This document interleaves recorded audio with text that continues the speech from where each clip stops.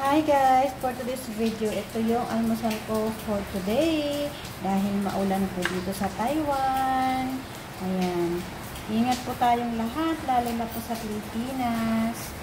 Ayan. Ang bagyo po ay nanggaling sa Pilipinas. Saka dumating ng Taiwan. Ayan guys. So, ganyan ang saging ni Mr. Dapia. Ayan. Kaya, umorder na kayo kay Mr. Dapia. Taiwan only. Ayan sa guys. Yan, o diba ang sarap.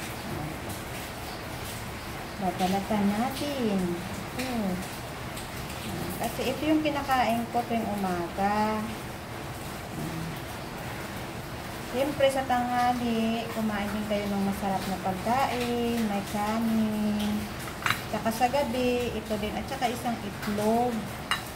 Para ma-maintain nyo ang inyong mga body sexy. Ayan. Mainit kasi, kaya nagamitan ko pa ng kutsara. So, hindi po nakakaalam guys ha, nagpapa-order si Miss Cordapia ng saba. Taiwan only. Per filling po ang benta ni Miss Cordapia. 250 lang.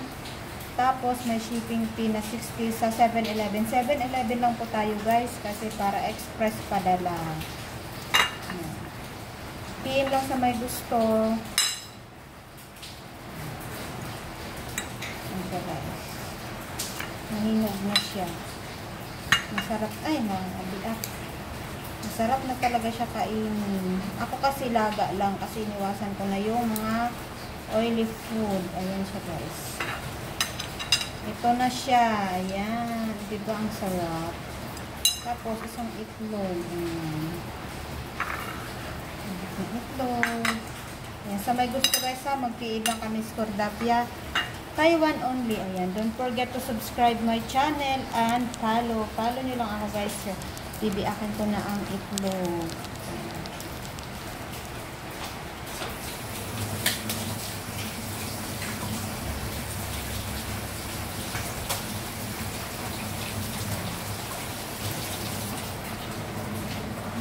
Yan ang almusal ko ngayong umaga. Ayan siya. Thank you so much guys. Thanks for watching. God bless.